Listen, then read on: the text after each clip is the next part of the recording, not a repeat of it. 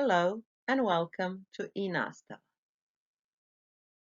This is English language lesson for the third grade of secondary school. The topic today is Internet Journalist. My name is Rejhana and I will be your teacher for the day. Today, you're going to distinguish features of online and print journalism and write an article for your school website, applying the rules for writing it. You should prepare a notebook and a pen, a device with internet connection, and a QR code reader.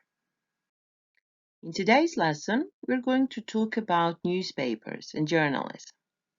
First, I'd like you to think about your habits. Do you read newspapers regularly? Do you remember the last piece of news you read? Where did you read it? Was it an online edition or a print one? Do you read newspapers at all? And if you do, is it mostly print or digital? I'd like you to pause this lesson and write notes or short sentences about these questions. What type of newspapers do you usually read and why?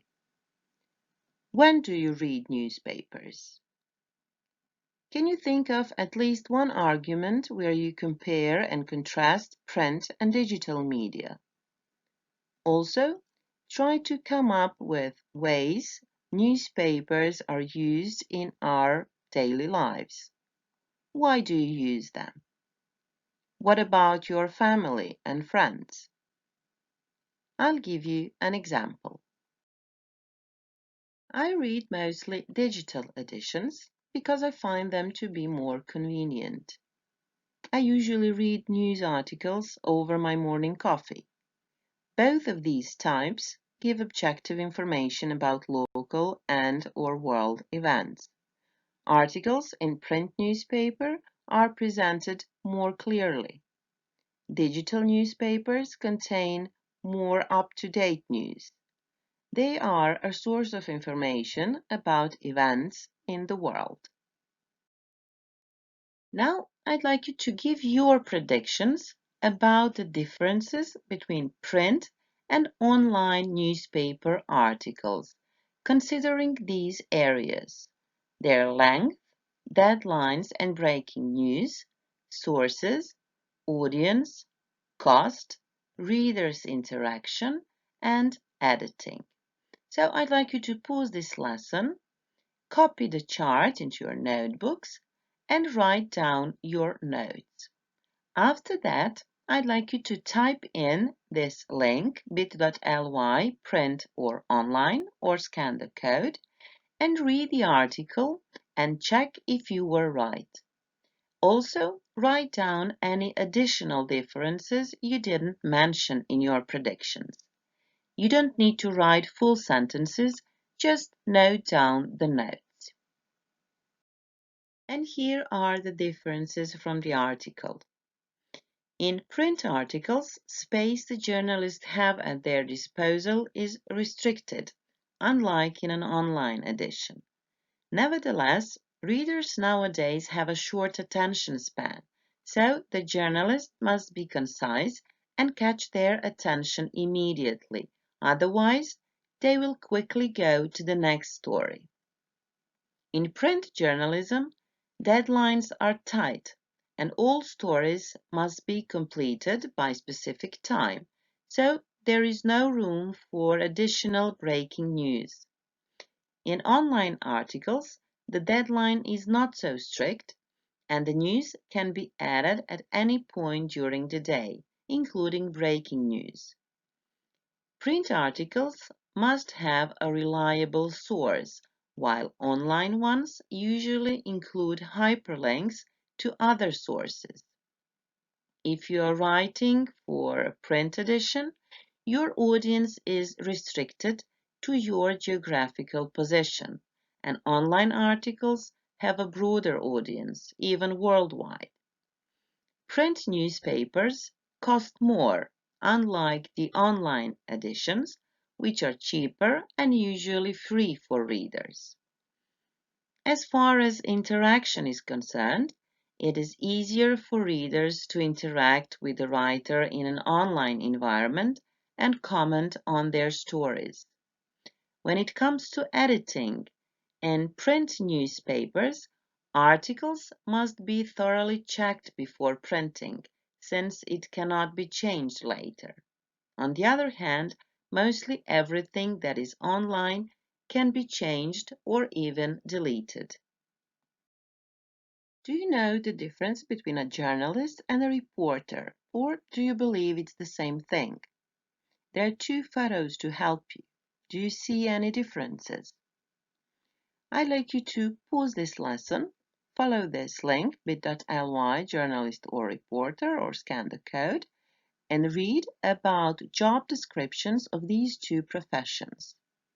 While reading, pay attention to the differences mentioned there. If it's easier for you, you can note them down. Later, you'll do a game where you can check your understanding of these differences. And here it is. If you follow this link bit.ly jrdecide or scan the code, you'll find a game where you need to decide for each statement that appears whether it is a task of a journalist or a reporter or both, and drag it to the right place. When you complete it, you can check your answers by clicking on the blue tick in the corner. Good luck! I believe you've heard of the film Spotlight. It won numerous awards in 2015, and it's a true story of how the Boston Globe Spotlight team uncovered a massive scandal. When you look at this photo, do you think they are reporters or journalists? I'd like you to watch the trailer of this film. The link is bit.ly trailer spotlight, or you can scan the code. And you should list all the things you see them do while trying to write a story. The members of the Spotlight team are all journalists, and here are some of their tasks you could see in the trailer. They conduct interviews, they write down everything and collect evidence, they investigate deeper, they write the actual story, and they always try to ask the right questions. So far, we've talked about journalists for print newspapers. And what about the digital ones? What are their tasks? I'd like you to pause this lesson and follow this link, bit.ly journalist job. And this link takes you to a digital journalist job post for BBC Asia.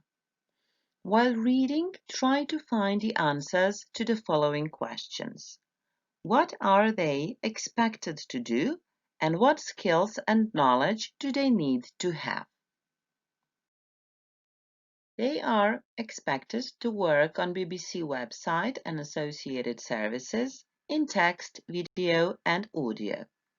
They are also expected to write and produce multimedia news, background analysis, and features on stories from around Asia. And what about their skills and knowledge? They need to have editorial judgment, creativity, flair, excellent writing skills, knowledge of and interest in international affairs, a broad knowledge of Asia, experience of working in a multi-platform news environment, and knowledge of a regional language. That's a lot of skills, don't you think? And what about competencies? The term competency refers to the skills, knowledge, and core behaviors required to perform a job successfully. Here are some of the competencies a digital journalist is expected to have. I'd like you to think about what they include. First, there is editorial judgment. Then there is creative thinking, managing relationships and team working, analytical skills, subject knowledge, planning and organizing, decision making, influencing others, and communication. And here is a link, bit.ly, comp.j, and a QR code to a matching task to check your predictions. I'd like you to pause this lesson and try to connect the competences with their descriptions. Now we'll see what makes a good story. You'll watch a short video about it, and before you do, I'd like you to make your predictions and then check to see if you were right. You need to think about all the necessary steps when writing a story. How would you choose your sources? How would you prepare for the interview? And what do you need to pay attention to when conducting one? Let's watch.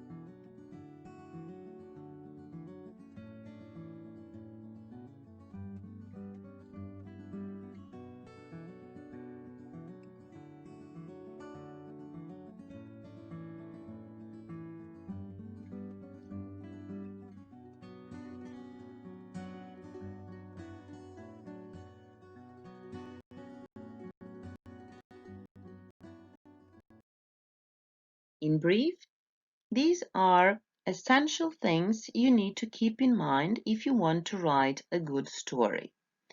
First, you need to cover an interesting topic or an event. You need to have factual information and not state your own opinion. Also, it is of high importance to catch the reader's attention, and the best way to do that is to be brief and to the point. Otherwise, you risk losing your readers. Next, we'll talk about the structure of a story. It consists of a headline and a byline, a lead, a body, and a tail. All of them, of course, are in different paragraphs. This is an example of an article from a school website. The focus here is the headline and the byline. The headline needs to be catchy and sum up the main point of the story, while the byline should contain the writer's name, his specialty, and, if possible, Twitter or Instagram handle for contact. Newspaper headlines have their own language. They're usually short and tend to leave out all the inessential words, such as articles and auxiliary verbs. and they always use short words wherever possible. Here are some examples of newspaper headlines, and I'd like you to pay close attention to them and try to notice some of the rules for writing headlines. The first one says, "Lion escapes zoo." In this case, present simple is used to report about a past event. The second one, "Four stranded in sudden flood." In this case, auxiliary verb is omitted in tenses, so it should be "four are or were stranded." Then it says, "President to visit France for further talks." In this example, the infinitive is used to express future events. What's missing in the next one? There are no articles, so it should be "The Prime Minister hikes the Alps." Residents unhappy about new road. What's wrong here? Again, there is the verb to be that's left out. Then, Mr. Jones, what's missing here? It's the reporting verb that's omitted. And in the last one, there is a use of a figure for a number. 7 is not written in letters. The first paragraph is the lead. It needs to be short, explain the most important point, and answer most or all of the 6 questions. And these are who, what, where, why, when, and how. In the body part, you should give more details, background information and evidence, and quotes. And that should be written in the order of importance, meaning that the most important events and facts come first. The last part, or the tail, provides additional information, the final quote, and a summary or next steps to take. Now I'd like you to pause the lesson, follow this link bit.ly/voanews, and find one article that catches your attention. You should read that article carefully and try to analyze it according to the rules we've mentioned today. Please pay attention to the length and the structure of the story. Does it follow all the rules? And your final task is to write an article for your school website. It should be at least 200 words long, and first you need to choose a topic about recent events in your school that is also relevant to the readers. You should follow all the steps to prepare the story, and then you should choose at least one person relevant to the story you are covering and prepare and conduct an interview. It can be your headmaster, a teacher, or any other person who can provide their objective point of view or some facts about the topic. You should also pay attention to the features of online journalism and follow the rules to write your story. You can use your notebook, or it would be more engaging to create a Wakelet collection where you can add your photos, text, create paragraphs, or even add links to other sources. And this is your checklist for the writing task. I'd like you to read all the statements and make sure you have completed all these tasks. Have you done all the steps required to write an engaging article? Have you conducted an interview according to the advice given? Have you written an article with headline, byline, lead, body, and tail, keeping in mind all the rules? And have you written more than 200 words? When you're happy with your work, send it to your teacher to get some feedback. And that would be all for today. Until some other time, bye-bye.